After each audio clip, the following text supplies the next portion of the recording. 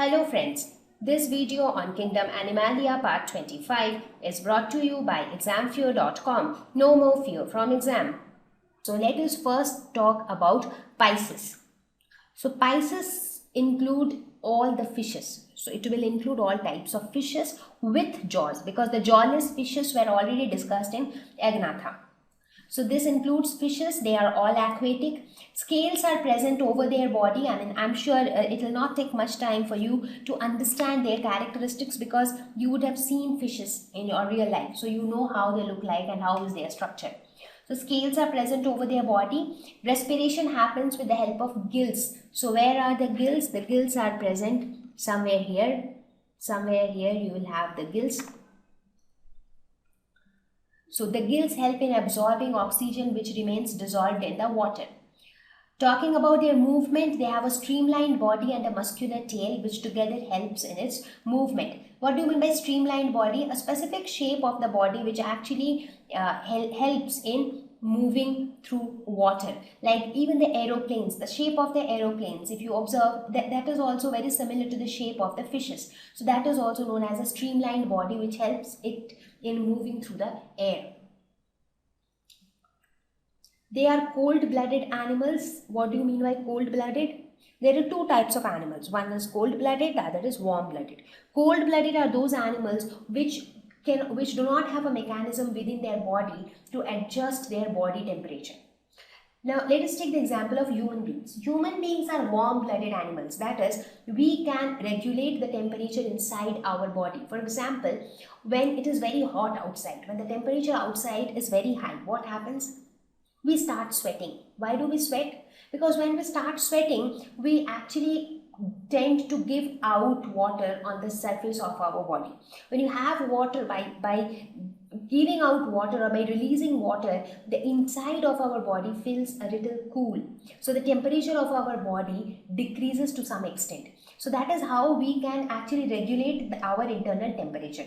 So such animals which can regulate their body temperature are known as warm-blooded, whereas others which cannot regulate their body temperature are known as cold-blooded animals. So Pisces or the fishes are cold-blooded animals. They have a two-chambered heart, that is, heart consists of one auricle and one ventricle. Reproduction, they lay eggs. So they do not give birth directly to young ones, instead they lay eggs. Talking about their skeleton, the skeleton is made up of cartilage and bone. And I'm sure you all know what is cartilage, what is bone. They are all connective tissues and we have spoken about them in detail in your lesson in class 9th. So now let us talk about the circulatory system of Pisces in little more detail. As I said that Pisces have a two-chambered heart. So we will actually see the process of circulation, how this process of circulation happens in case of fishes. So let us look at the functioning of the closed circulatory system of Pisces or fishes. Now fishes have a two-chambered heart. So what are those two chambers? One auricle and one ventricle. So what is auricle? Auricle is the receiving chamber of the heart and ventricle is the pumping chamber. That is the chamber which sends blood, and auricle is the chamber that receives blood.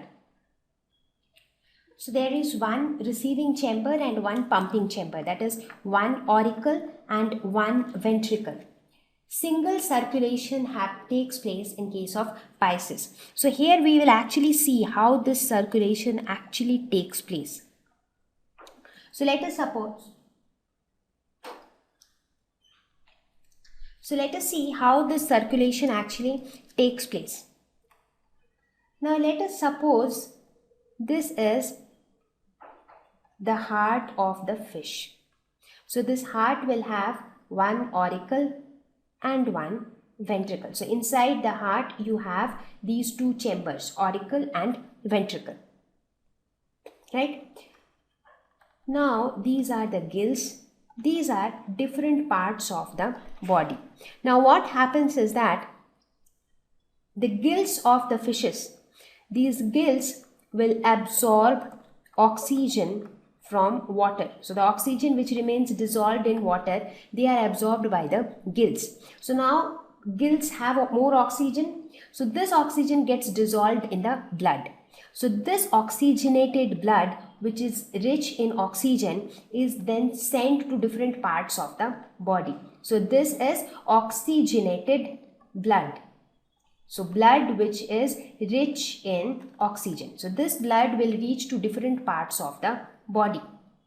Now in different parts of the body that blood will reach, and then from these different parts of the body, the deoxygenated blood, that is the oxygen, will get utilized for different activities which keep on taking place inside the cells. So now the blood has less oxygen but more carbon dioxide. So this deoxygenated blood from different parts of the body will come to the auricle. So auricle is the receiving chamber. So auricle will receive the deoxygenated blood. So this is the deoxygenated blood. Auricle will receive the deoxygenated blood.